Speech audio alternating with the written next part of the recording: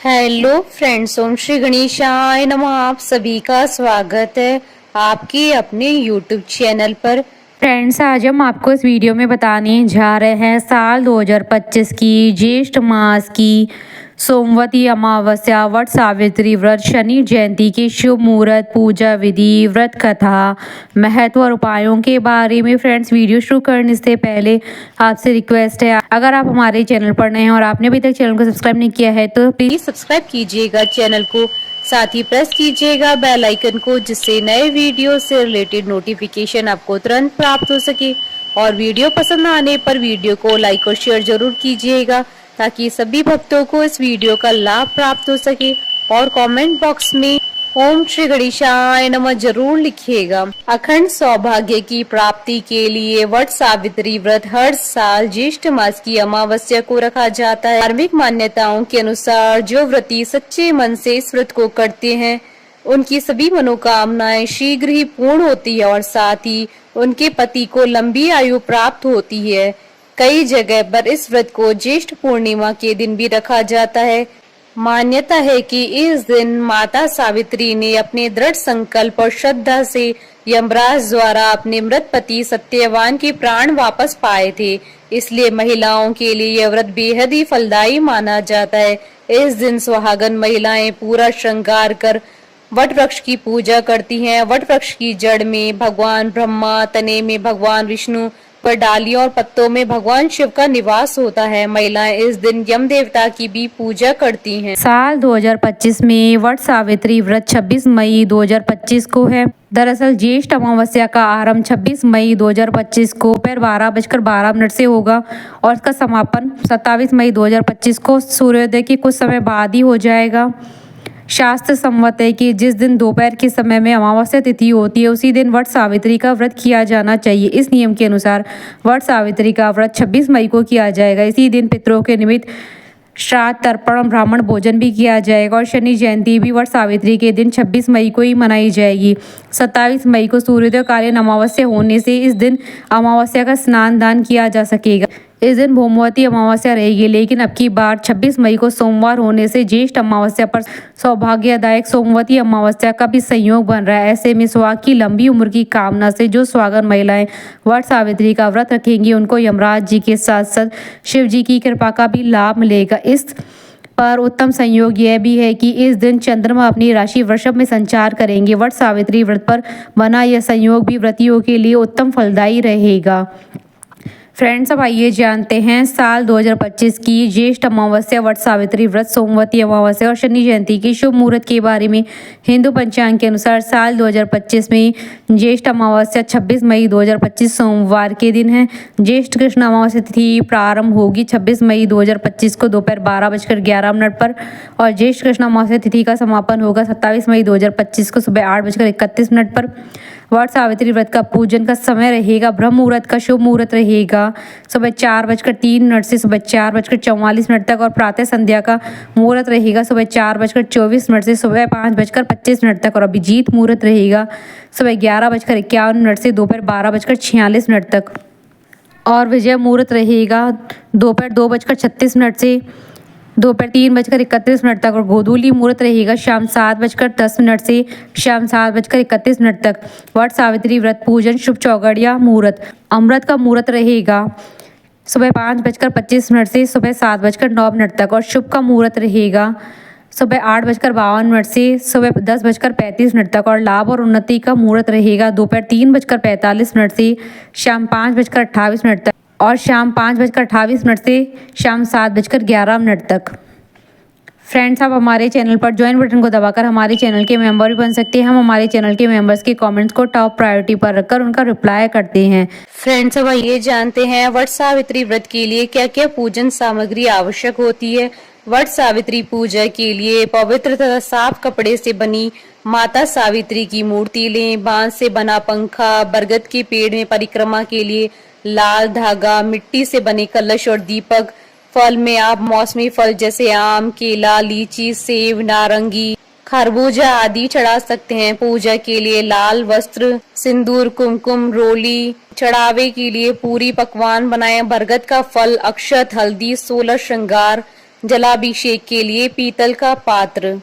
Friends, अब आइए जानते हैं वट सावित्री व्रत की पूजन विधि के बारे में। इस दिन ब्रह्म मुहूर्त में उठकर घर की साफ सफाई करें, फिर स्नान ध्यान कर पवित्र और स्वच्छ वस्त्र धारण करें। इस दिन 16 श्रृंगार करना अति शुभ माना जाता है। इसके बाद सबसे पहले सूर्य देव को अर्घ्य दे, तत्पश्चात सभी पूजन सामग्रियों को किसी पीतल के पात्र अथवा बांस से बनी टोकरी में रखकर नजदीक के बरगद के पेड़ के पास जाकर उनकी पूजा करें। पूजा की शुरुआत जलाभिषेक से करें, फिर माता सावित्री को वस्त्र और 16 श्रृंगार अर्पित करें। फल फूल, पीगा व चना, गुड़, पूरी पकवान सहित बरगद के फल चढ़ाएं और पंखा जेलें। इसके बाद रोली से कम बरगद के पेड़ की 7 परिक्रमा अवश्य करें। इसके बाद माता सावित्री को दंडवत प्रणाम कर उनकी अमर कथा सुने। इसके लिए आप स्वयं कथा का पाठ कर सकते हैं। कथा सुनने के बाद भीगे हुए चने का बायना निकाले और उस पर कुछ रुपए रखकर अपनी सास को दे दे। जो स्त्रियां अपनी सासों से दूर रहती है वो बायना उन्हें भेज दें और उनका आशीर्वाद लें। पूजा समाप्ति के पश्चात ब्राह्मणों को वस्त्र और फल आदि का दान करें। वट वृक्ष का पूजन समाप्त होने के बाद आप अपने घर आकर पति को बांस का पंखा झेलें और उन्हें पानी पिलाएं। पति को पानी पिलाने के बाद दिन भर निर्जला उपवास रखें और शाम में आरती अर्चना करें। अगले दिन नित्य कर्मों की पूजा को संपन्न कर 11 चने और वट वृक्ष की लाल रंग की कली को पानी से निकलकर अपना व्रत संपन्न करें। फ्रेंड्स, अब आइए जानते हैं घर पर वट सावित्री व्रत के पूजन करने की विधि के बारे में। वट के 5 पत्र डालकर कलश स्थापित करें। वट पत्र न होने पर कपड़े के पट्टे पर चंदन रोली से ब्रह्मा सावित्री बनाकर अथवा कागज पर छपा हुआ वट सावित्री पट्टा ले सकते हैं। स्नान श्रृंगार करने के बाद श्रृंगार सामग्री का लावा, चंदन, रोली, फल, नैवेद्य आदि रखकर दीप जलाते हुए व्रत का संकल्प करें। कलश में 1 लोटा शुद्ध जल, हल्दी, अक्षत आदि अर्पित करें।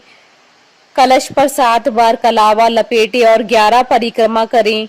आरती के बाद ओम सावित्री देव्य नमः मंत्र का जाप करें। दान सामग्री ब्राह्मणों को देकर आशीर्वाद प्राप्त करें। फ्रेंड्स, अब आइए जानते हैं अखंड सौभाग्य और आरोग्य के लिए वट सावित्री व्रत के दिन किए जाने वाले उपायों के बारे में। बरगद के वृक्ष पर सूत को लाल व पीला करके लपेटने से अखंड सौभाग्य की प्राप्ति होती है। अखंड सौभाग्य व परिवार की समृद्धि के लिए अक्षय वट की परिक्रमा करते समय 108 बार सफेद रंग का सूत लपेटे। बरगद के वृक्ष की जड़ में मीठी लस्सी या मीठा दही चढ़ाने से मंगल, शनि, राहु जैसे ग्रह शांत होते हैं। फ्रेंड्स, अब आइए आरंभ करें वट सावित्री व्रत की पौराणिक कथा। देवी पार्वती जी ने कहा, हे देवताओं के भी देवता, जगत के पति शंकर भगवान, प्रभास क्षेत्र में स्थित ब्रह्मा जी की प्रिया जो सावित्री देवी है, उनका चरित्र आप मुझसे कहिए। जो उनके व्रत का महात्म हो और उनके संबंध का इतिहास हो एवं जो स्त्रियों के पतिव्रत्य को देने वाला, सौभाग्यदायक और महान उदय करने वाला हो। तब शंकर भगवान ने कहा, हे महादेवी, प्रभास क्षेत्र में स्थित सावित्री के असाधारण चरित्र को मैं तुमसे कहता हूँ। हे माहेश्वरी, सावित्री स्थल नामक स्थान में राजकन्या सावित्री ने जिस प्रकार से उत्तम वट सावित्री व्रत का पालन किया। भद्र देश में एक धर्मात्मा राजा रहता था जो सभी प्राणियों के हित में तत्पर रहता था। उसका नाम अश्वपति था। धर्मात्मा, क्षमाशील, सत्यवादी होने पर भी राजा संतान रहित था। एक समय वह राजा प्रभास क्षेत्र में यात्रा करते हुए पहुंचा और सावित्री स्थल पर आ गया। वहां पर राजा ने अपनी रानी के साथ इस व्रत को किया जो सावित्री व्रत नाम से प्रसिद्ध सभी प्रकार की कामनाओं को पूर्ण करने वाला है। भूर्भुवस्व इस मंत्र की साक्षात मूर्ति बनकर स्थित श्री ब्रह्मा जी की प्रिया सावित्री देवी उस राजा पर प्रसन्न हुई। कमंडल को धारण करने वाली वह सावित्री देवी दर्शन देने के बाद पुनः अदृश्य हो गई। लेकिन देवी के दर्शन के पुण्य से कुछ दिनों के बाद राजा अशोपति के घर देवी के समान रूप वाली कन्या का जन्म हुआ जो देवी सावित्री के अंश से उत्पन्न हुई थी। देवी सावित्री की प्रसन्नता से प्राप्त तथा सावित्री की पूजा करने के बाद उत्पन्न कन्या का नाम भी सावित्री रखा गया। वह राजकन्या देवी लक्ष्मी के समान शोभित होती हुई बड़ी होने लगी और धीरे धीरे सुकोमल अंगों वाली वह कन्या यौवन अवस्था को प्राप्त हुई। नगरवासी उस कन्या को देखकर यही समझते थे कि वह कोई देव कन्या है। कमल के समान विशाल नेत्रों वाली एवं तेज से अग्नि के समान प्रज्वलित होती भी वह सावित्री महर्षि भृगु द्वारा कहे हुए सावित्री व्रत को करने लगी। लक्ष्मी के समान सुशोभित होने वाली वह कन्या एक दिन देवी सावित्री की पूजा के बाद पिता के पास खड़ी हो गई। उस समय पुत्री की युवावस्था को प्राप्त हुई देखकर राजा ने मंत्रियों से सलाह किया। इसके बाद राजा ने सावित्री से कहा, हे पुत्री, तुम्हें योग्य वर को देने का समय आ गया है। मुझसे कोई तुम्हें मांगने के लिए भी नहीं आता और मैं भी विचार करने पर तुम्हारी आत्मा के अनुरूप वर को नहीं पा रहा हूँ। अतः हे पुत्री, देवताओं के निकट मैं जिस तरह से निंदनीय ना हूँ वैसा तुम करो।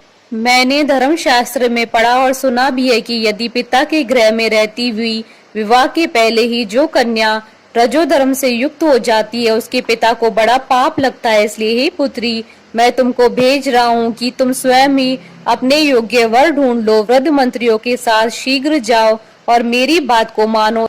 इसके बाद आप जैसा कहते हैं वैसा ही होगा। ऐसा कहकर सावित्री घर से निकलकर राजऋषियों के साथ तपोवन की ओर चल पड़ी और वहां पहुंचकर माननीय वृद्ध जनों को प्रणाम करके सभी तीर्थों और आश्रमों में जाकर पुनः मंत्रियों के साथ सावित्री अपने महल को लौट आई। यहाँ सावित्री ने पिताजी के साथ देवर्षि नारद जी को बैठे देखा। आसन पर बैठे हुए नारद जी को प्रणाम करके मुस्कुराती हुई जिस कार्य के लिए वन में गई थी सारी बातें कहने लगी।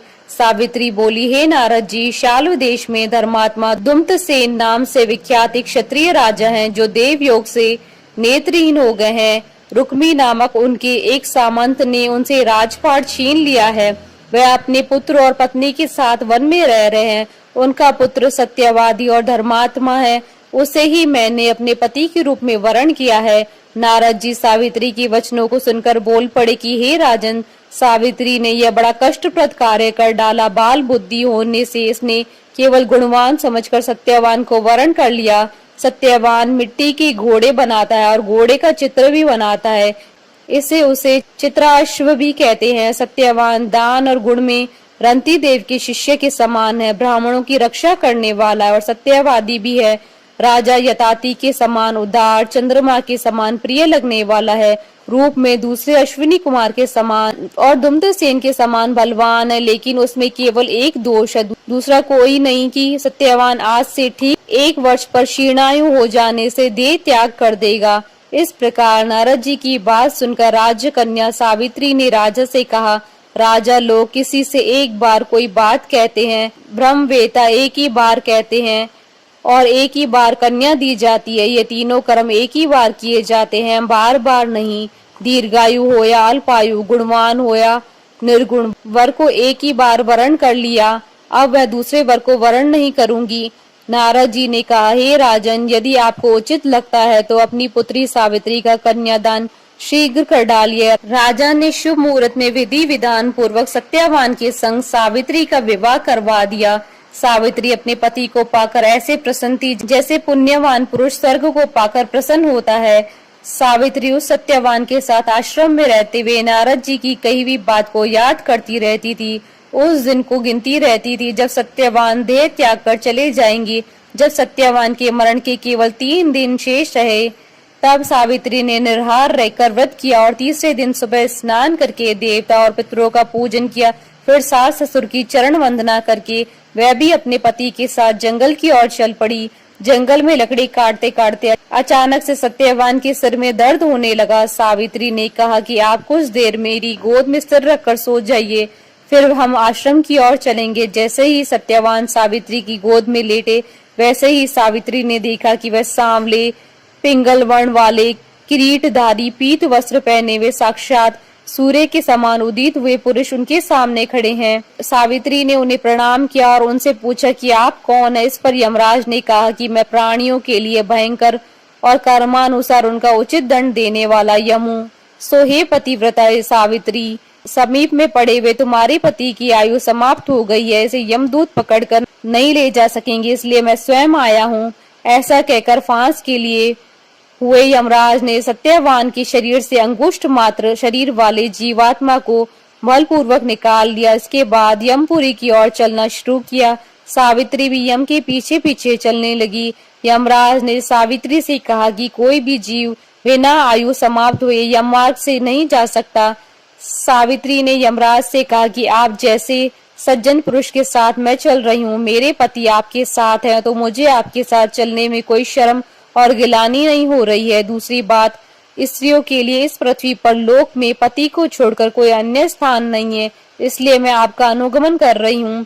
सावित्री की मधुर बातें सुनकर यम ने कहा कि मैं तुम्हारी बातों से प्रसन्न हूँ, इसलिए जो इच्छा हो वर मांग लो। सावित्री ने तब यमराज से अपना खोया हुआ राज्य, सास ससुर की आंखों की रोशनी और 100 पुत्रों का वरदान मांग लिया। अपने वरदान के जाल में फंसकर यमराज ने सत्यवान की आत्मा को मुक्त कर दिया और सावित्री को लौटा दिया। सावित्री पति के साथ अपने आश्रम लौट आई। सावित्री ने सावित्री देवी का व्रत किया, जिसके प्रभाव से उसके सास ससुर की आंखों की रोशनी लौट आई।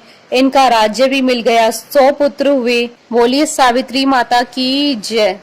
हमारे साथ इस वीडियो में अंत तक बने रहने के लिए आपका धन्यवाद। ओम श्री गणेशाय नमः।